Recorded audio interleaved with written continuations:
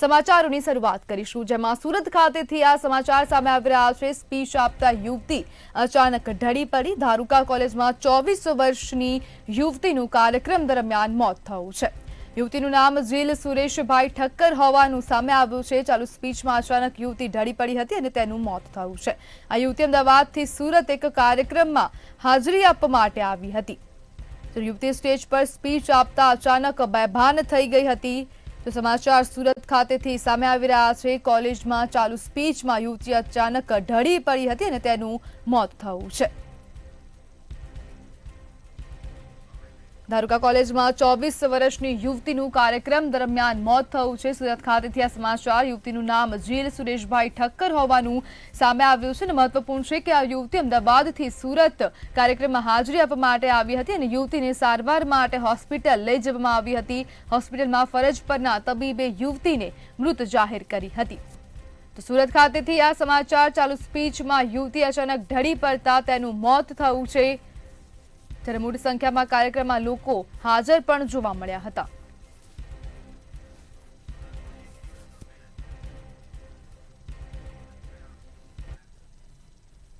તો સુરતમાં એક દિવસમાં 2 હત્યાની ઘટના સામે આવી છે। તો સમાચાર સુરત ખાતેથી સામે આવી રહ્યા છે। સુરતમાં એક દિવસમાં 2 હત્યાના બનાવો બન્યા છે। સુરતમાં એક દિવસમાં 2 હત્યાની ઘટના સામે આવી। પહેલા રાંદેર અને બીજી લિંબાયતમાં હત્યા થઈ છે। શહેરમાં સંજયનગર સર્કલ પાસે હત્યા કરવામાં આવી છે। તો એક હત્યા રાંદેર વિસ્તારમાં થઈ છે, બીજી હત્યા લિંબાયત વિસ્તારમાં થઈ છે અને સુદામ પાટીલ નામના યુવકની હત્યા કરવામાં આવી છે। હત્યાની જાણ થતાં પોલીસ ઘટના સ્થળે દોડી આવી હતી। સમગ્ર મામલે હવે પોલીસે વધુ તપાસ પણ હાથ ધરી છે। એક જ દિવસમાં સુરતમાં 2 હત્યાની ઘટના સામે આવી।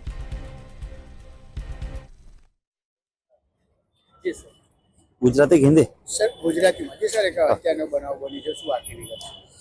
લિંબાયતના સંજયનગર સર્કલ નજીકમાં એક સુદામ પાટીલ કરીને ઈસમનું મર્ડરનો બનાવ બનેલો છે। પોલીસ હાલ ઘટના સ્થળે પહોંચી છે। ડેડ બોડીને પીએમ અર્થે સ્મીમેર હોસ્પિટલ રવાના કરેલ છે અને આરોપીને પકડવાની તજવીજ ચાલુ છે। કેટલા લોકો? રાજકોટમાં લગ્નેતર સંબંધનું કરુણ અંજામ આવ્યું છે। પતિએ પત્ની પર ફાયરિંગ કર્યા બાદ પોતે પણ આપઘાત કર્યો હતો, જ્યારે ગોળી વાગવાથી ગંભીર રીતે ઇજાગ્રસ્ત પત્નીનું પણ આજે સારવાર દરમિયાન મોત નીપજ્યું છે।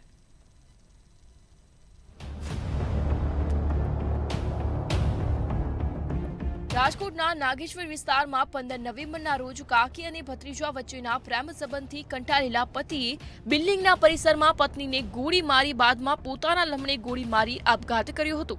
આ ઘટનામાં પતિનું ઘટના સ્થળે જ મોત નીપજ્યું હતું, જ્યારે પત્નીને સારવાર અર્થે ખસેડવામાં આવી હતી। ત્યારે આજે ગંભીર રીતે ઇજાગ્રસ્ત પત્નીનું પણ સારવાર દરમિયાન મોત નીપજ્યું છે। આ બનાવની જાણ થતાં હાલ ગાંધીગ્રામ પોલીસે મહિલાના મૃતદેહને પોસ્ટમોર્ટમ અર્થે ખસેડી હત્યાની કલમનો ઉમેરો કરવા તજવીજ હાથ ધરી છે। રાજકોટના જામનગર રોડ પર આવેલ નાગેશ્વર વિસ્તારમાં રહેતા પતિ પત્ની વચ્ચે આડા સંબંધને લઈ તકરાર ચાલી રહી હતી। પોતાના ભત્રીજા સાથે પત્નીને પ્રેમ સંબંધ હતો, જેની જાણ થતાં પતિ અને પત્ની વચ્ચે ઝઘડો થયો હતો। આ તકરારને કારણે પત્ની 20 વર્ષના દીકરા અને પતિનું ઘર છોડીને સામેની બિલ્ડિંગમાં સહેલીના ઘરે રહેવા જતી રહી હતી। છેલ્લા 1.5 મહિનાથી પતિ પત્નીને મનાવતો હતો અને પત્નીને બધું ભૂલી જવા પરત ઘરે આવી જવા માટે કહેતો હતો। આમ છતાં પત્ની ઘરે આવવા માટે તૈયાર ન હતી। 15 નવેમ્બરની સવારે પતિ ફરી પત્નીને મનાવવા માટે તેના ઘરની સામેની બિલ્ડિંગમાં ગયો હતો। આ સમયે પત્ની પર જીમમાંથી પરત જ આવી રહી હતી। આ સમયે બિલ્ડિંગના પટાંગણમાં બંને વચ્ચે ઝઘડો થતાં ઉશ્કેરાયેલા પતિએ પોતાની પરવાનાવાળી રિવોલ્વરમાંથી પત્નીને ગોળી મારી હતી અને બાદમાં પોતાના લમણે ગોળી મારી આપઘાત કર્યો હતો। ઘટના સમયે હાજર પત્નીની બહેનપણીએ તુરંત 108ને જાણ કરી હતી અને તેણીને સારવાર અર્થે પહેલા રાજકોટ સિવિલ હોસ્પિટલ અને પછી ખાનગી હોસ્પિટલમાં ખસેડવામાં આવી હતી।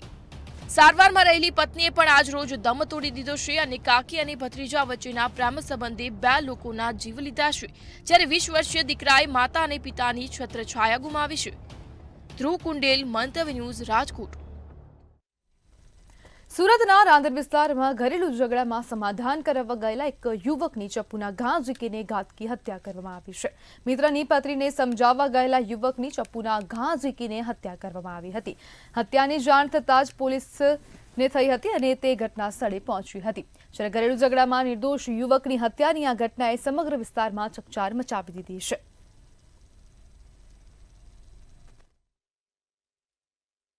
ઘરમાં વપરાતા ચપ્પુ દ્વારા બંને પર હુમલો કરેલ અને સમગ્ર ઘટનાક્રમ દરમિયાન અજયભાઈનું મૃત્યુ થયેલ છે, તેમજ ફરિયાદી જે છે તેને ઈજાઓ થયેલ છે. આ સંદર્ભે પોલીસ વિભાગની અલગ અલગ ટીમો બનાવી આરોપીઓને પકડવાની તજવીજ હાથ ધરવામાં આવેલ અને હાલમાં 4 આરોપીઓની ધરપકડ કરવામાં આવેલ છે. જૂનાગઢના વિસાવદરના ઈશ્વરિયા ગામના 42 વર્ષીય ખેડૂતે આર્થિક સંકળામણના કારણે જીવન ટૂંકાવ્યું છે. ખેડૂતે પોતાના ખેતરમાં જ ઝેરી દવા પી મોતને વહાલું કર્યું હતું.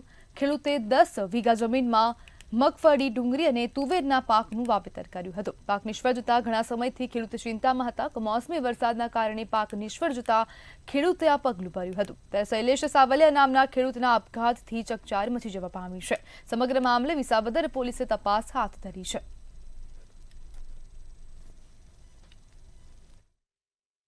મારા મોટા ભાઈ શૈલેષભાઈ દેવજીભાઈ સાવલિયા આર્થિક સંકટામણના કારણે આ પગલું ભર્યું છે. ઉનાળુ તરલો પાક ફેલ ગયો, ચોમાસું મગફળીનો પાક ફેલ ગયો, ડુંગળીનો પાક ફેલ ગયો. હતાશ રહેતો પણ કોઈને કહી શકતો નહીં. પોતાના જ ખેતરે આત્મહત્યા કરી છે. મારો દીકરો શૈલેષ ઉનાળુ પાક તલ, મગ, અડદ અને ચોમાસુ પાક મગફળી અને ડુંગળી ફેલ છે. માનસિક સ્થિતિને કારણે દવા પીધેલ છે. તો આમાં અમે બધા બહાર ગામ ગયા હતા લગ્ન પ્રસંગ, અમે આમાં કાંઈ જાણતા નથી. અને તમને ક્યારે ખબર પડી કાંઈ?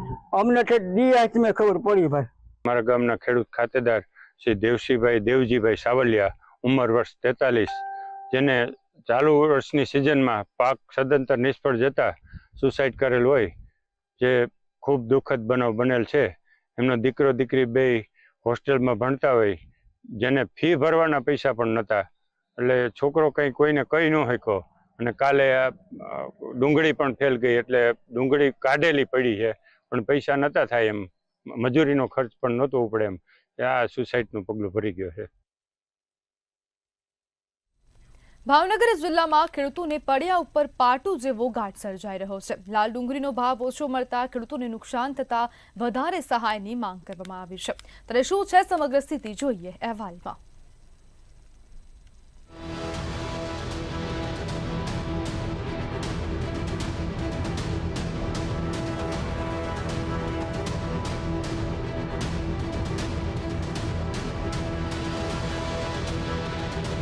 ભાવનગરના મહુવા માર્કેટિંગ યાર્ડમાં લાલ ડુંગળીની આવક 12,000 ગુણીની થવા પામી છે. ત્યારે હરાજીમાં 60 રૂપિયાથી લઈ 75 રૂપિયા તેમજ ઊંચા ભાવ 200 રૂપિયા જેટલું રહેવા પામ્યો હતો.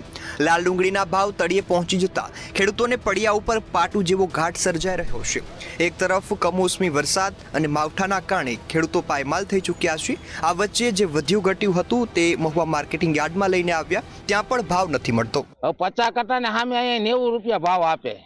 એક વિચાર કરો, દાડિયાને ઘરના નાખવા પડે છે આમાં. 20 કિલોના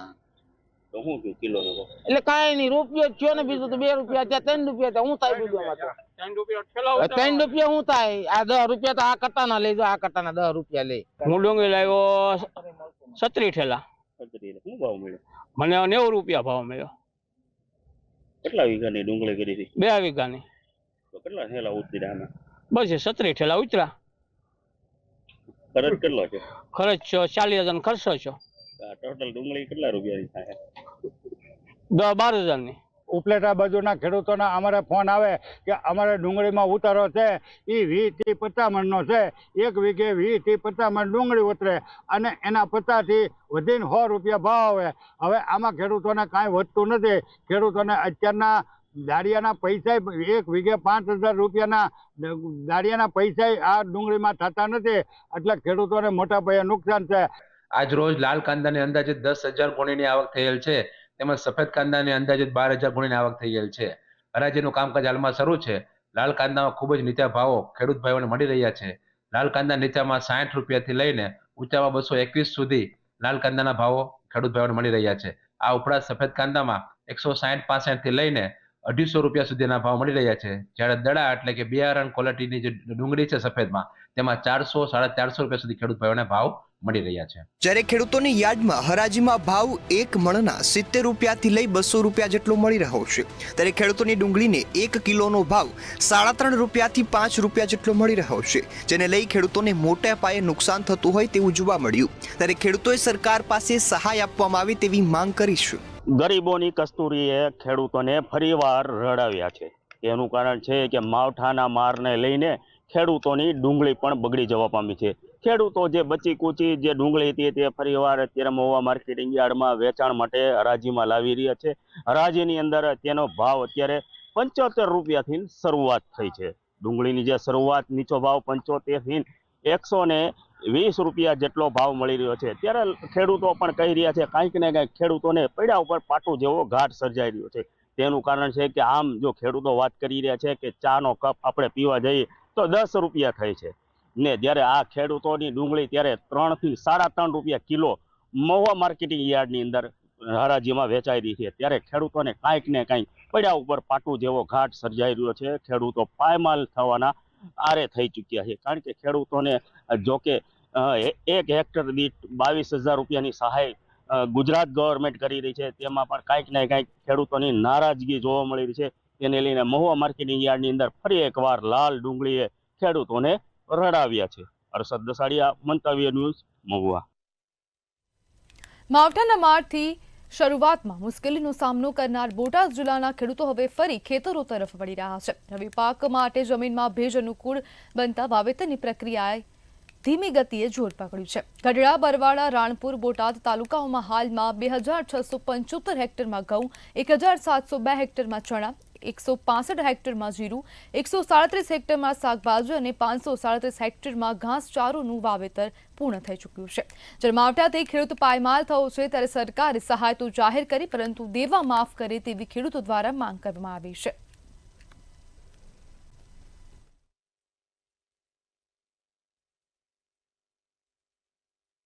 સરકાર થોડીક સહાય આપે તો સારું, નકર શું કરવું, અમારે હતું એ બધું બગડી ગયું. હવે આ નવું વાવેતર કરવું છે, ઘઉં, જીરા, ચણા, તો એમાં પૈસા તો જોવે ને. તો સરકારને વિનંતી કરીએ છીએ કે અમારું લેણું આગળનું માફ કરે અને નવા પૈસા અમને ધિરાણ કરે. એટલે આટલી અમારી સરકારે નમ્ર વિનંતી છે. ચણા થાય, ઘઉં થાય અને જીરું થાય, આ 3 વસ્તુનું વાવેતર થાય. ચણા, ઘઉં, જીરું એવું વાવેતર કર્યું છે, પણ એમાં શું છે કે ખેડૂત પાસે કાંઈ રહ્યું નથી. હતું એ બધું વહી ગયું, ખોખી વહી જાય, કપા વહી ગયો, પછી તો શું રે ખેડૂત પાસે એ જ લાલ છે. બધા બેઠા હતા, કાંઈક જો આવું માફ કરે અને કંઈક ખેડૂતનું દેણું માફ ઓલું કરે તો કંઈક ઓલું થાય એવું છે. નકર તો ખેડૂત હાવ નિરાધાર થઈ ગયા છે, એની ઘોડે છે. નવો પાક કરવો છે પણ પાક કરવા માટેની કોઈ વ્યવસ્થા નથી ને આગળ, એટલે આડાવાળા બાકી ઉછીના ઉધાર કરી અને એ કરે છે. ખરેખર સરકાર જોઈને દેવું માફ કરે તો ખેડૂત પગભર થઈ શકે અને ખેડૂત ટકી શકે. આ વર્ષે માંડવી નિષ્ફળ ગઈ છે, કપાસ પણ નિષ્ફળ ગયો છે. ખેડૂતના તમામ પાક બગડ્યા છે.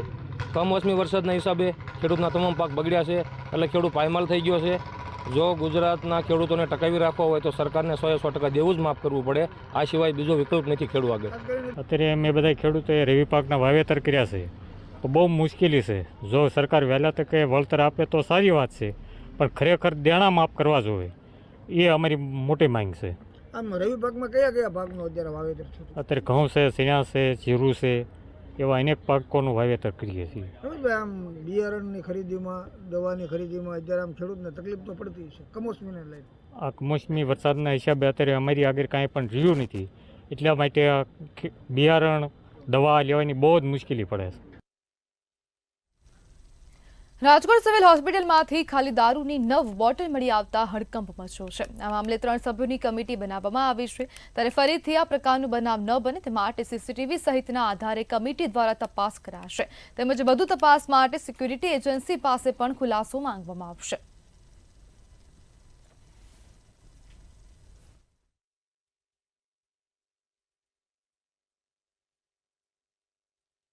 અને જે 3 જણાની કમિટી છે તે દરેક બાબતને તપાસ ઝીણવટભર્યો કરશે અને ત્યારબાદ જ અમને રિપોર્ટ આપશે.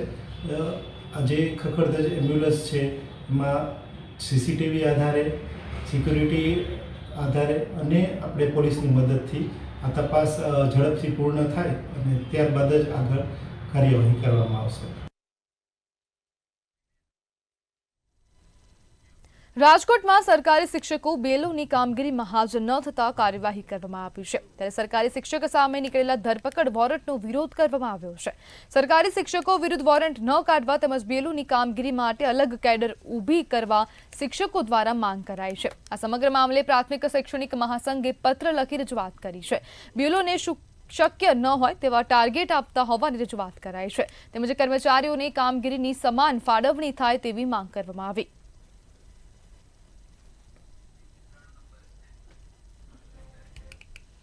રાજકોટમાં વધુ એક અસામાજિક તત્વનો આતંક સામે આવ્યો છે. શહેરના આકાશવાણી ચોક પાસે ચકચારી ઘટના બની હતી. શેખરદાન ગઢવી નામના અસામાજિક તત્વ દ્વારા આતંક મચાવવામાં આવ્યો હતો. શૂઝની દુકાનમાં જઈ દુકાન માલિકને શખ્સે ગાળો ભાંડી હતી તેમજ દુકાન માલિકને ધમકી આપતો શખ્સ સીસીટીવીમાં કેદ થયો હતો. દુકાન માલિકને અપશબ્દો બોલતો વિડીયો વાયરલ થયો છે.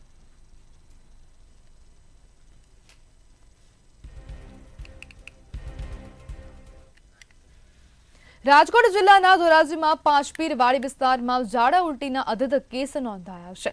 ઝાડા ઉલટીના 40 જેટલા કેસો નોંધાયા હતા અને કુલ 3 લોકોને કોલેરાનો રિપોર્ટ પોઝિટિવ આવ્યો હતો. મંતવ્ય ન્યૂઝ આ અંગે અહેવાલ પ્રસારિત કરતા રાજકોટ જિલ્લા રોગચાળા નિયંત્રણ અધિકારી ધોરાજી દોડી આવ્યા હતા. જિલ્લા રોગચાળા નિયંત્રણ અધિકારી ધોરાજી, તાલુકા હેલ્થ ઓફિસર અને આરોગ્ય વિભાગની 21 ટીમ દ્વારા પાંચપીરવાડીમાં સર્વેની કામગીરી શરૂ કરવામાં આવી હતી. રોગચાળો વધુ ન ફેલાય માટે રાજકોટ જિલ્લાના રોગચાળા નિયંત્રણ અધિકારીને જવાબદારી સોંપવામાં આવી હતી.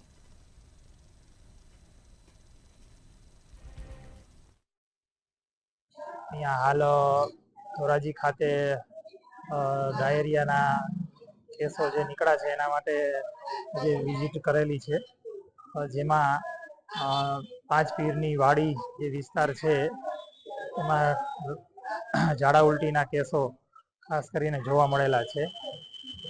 જેમાં આરોગ્ય તંત્ર દ્વારા આનું જે યોગ્ય સચોટ જે કારણ છે એ અમે જાણવા મળ્યું કે જ્યાં પાણીની પાઇપલાઇન અને ગટરની પાઇપલાઇન છે લીકેજ જોવા મળેલી છે.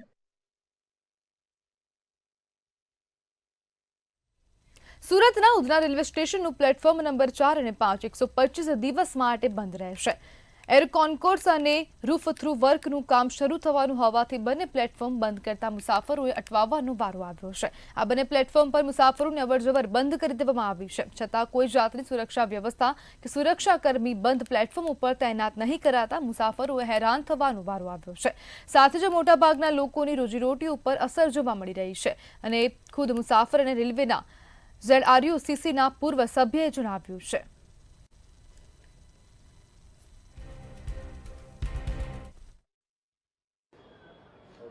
સુરતના ઉધના રેલવે સ્ટેશનનો પ્લેટફોર્મ નંબર 4 અને 5 આજથી 125 દિવસ માટે બંધ રાખવામાં આવ્યું છે. વ્યવહારિક છે કે પ્લેટફોર્મ બંધ રહેશે, મુસાફરો અટવાવાનો વારો આવશે, અવરજવર કરવામાં મુશ્કેલી પડશે, લોકોએ હાલાકી વેઠવાનો વારો આવશે. મંતવ્ય ન્યૂઝની ટીમ પહોંચી છે અત્યારે સુરતના ઉધના રેલવે સ્ટેશન ખાતે. ઉધના જે રેલવે સ્ટેશન અત્યારે જોવા મળે છે, આ પ્લેટફોર્મ જોવા મળી રહ્યો છે જ્યાં અહીંયા પટ્ટા મારવામાં આવ્યા છે તો પતરું પણ લગાવવામાં આવ્યું છે, પરંતુ મુસાફરો જે છે એ અટવાઈ રહ્યા છે. કલ્પેશભાઈ, જે રીતના અવારનવાર ક્યાંક સુરત રેલવે સ્ટેશન હોય કે ઉધના રેલવે સ્ટેશન એમના પ્લેટફોર્મ બંધ કરવામાં આવે છે, નો ડાઉટ કામગીરીને લઈને આ પ્લેટફોર્મ બંધ કરાય છે, પણ લોકોએ હાલાકી વેઠવાનો વારો આવે છે. કેટલી તકલીફ પડી શકે, કેવી ફરિયાદો આવે?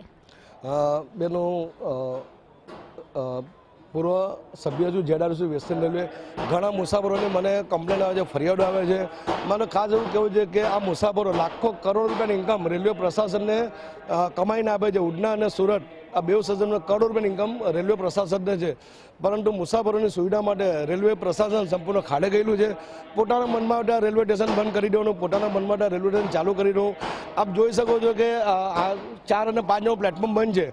પ્લેટફોર્મ બંધ છે પણ ત્યાં કોઈ બોર્ડ નથી માર્યા કે પ્લેટફોર્મ બંધ છે. ઘણા મુસાફરો આજે પણ આ બેરીકેડ અંદર તોડીને નીચે જઈ રહ્યા છે, ખુલી અંદર જઈ રહ્યા છે. એટલે હું મારું સંપૂર્ણ માનું છું કે રેલવે પ્રશાસન સંપૂર્ણ ખાડે ગયેલું છે. સંપૂર્ણ ખાડે ગયું હોવાનું તો જાણવા મળે છે, પરંતુ મુસાફરોને કેટલી તકલીફ પડતી હશે? मैं अभी लगभग यहाँ आधे घंटे से हूँ. मैं देख रहा हूँ कि जो प्लेटफॉर्म नंबर 4 और 5 बंद रखा है. तो कहीं पे भी ऐसा ना कहीं पे बोर्ड मारा गया है कि ये प्लेटफॉर्म पे जो ट्रेनें आ रही हैं ये किस पे अभी आएंगी या कौन सा प्लेटफॉर्म चालू है। इसके अलावा लोग, मैं देख रहा हूँ, लोग परेशान हो रहे हैं, वापस आ रहे हैं, चले जा रहे हैं। जो यंग हैं, जो युवा हैं, उनके लिए तो दिक्कत नहीं है, लेकिन जो महिलाएं हैं, बुजुर्ग हैं, उनके लिए भारी समस्याओं का सामना कर रहे हैं। ટ્રેન કયા પ્લેટફોર્મ પર આવશે એટલે હાલ કહી શકાય કે આ સ્ટેશન 3 મહિનાથી વધુ બંધ રહેશે તો લોકોએ હાલાકી વેઠવાનો વારો આવશે। કેમેરામેન શોએબ શેખની સાથે રાબિયા સાલે, મંતવ્ય ન્યૂઝ, સુરત।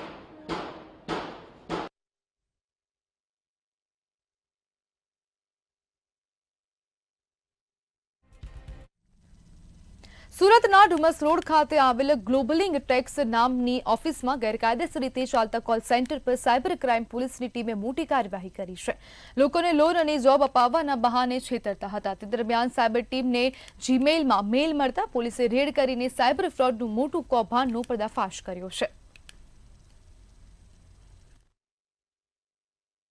लैपटॉप पे ग्लोबल लिंकटेक कंपनी के नाम पे वो हमें मिल गए। जो डायरेक्टर वाला अकाउंट था, जो मेन आरोपी हमने पकड़ा है वही डायरेक्टर है इस कंपनी का, ग्लोबल लिंकटेक कंपनी का, और उसका ईमेल्स वगैरह पूरा चालू था। उससे हमें पता चला है कि वो बहुत लंबे पैमाने पे फ्रॉड कर रहा है, अंतर्राज्यीय फ्रॉड है। पूरे देश भर में 1200 से ज़्यादा लोगों को अभी तक छेतरपिंडी का मामला हमारे तपास में 3 अकाउंट में सामने आया है। अभी तक हमारे पास उसके 3 बैंक अकाउंट मिली है, जिसमें 9 करोड़ 92 लाख रुपए का क्रेडिट हुआ है। और इसके अलावा ये जो आरोपी है नितेश कुवानी इसका नाम है।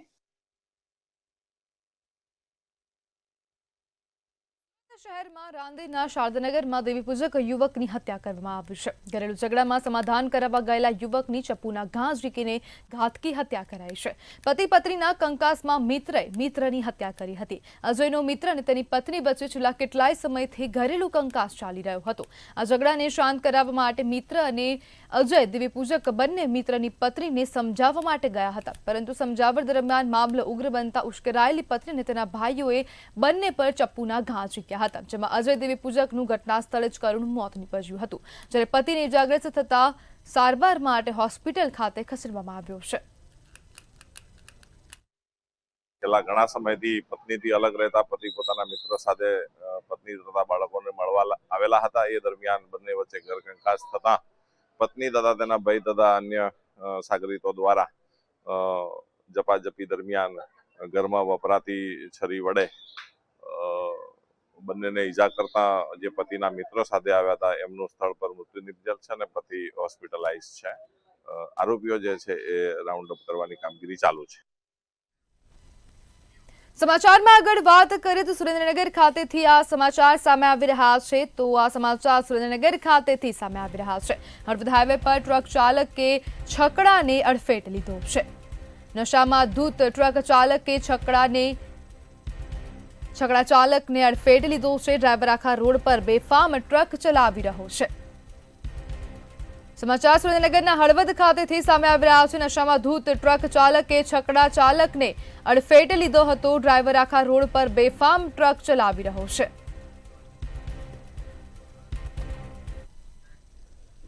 તો સમાચારોમાં હાલ બસ આટલું જ। હવે જુઓ સીધો સંવાદ મારા સહયોગી રોનક સાથે।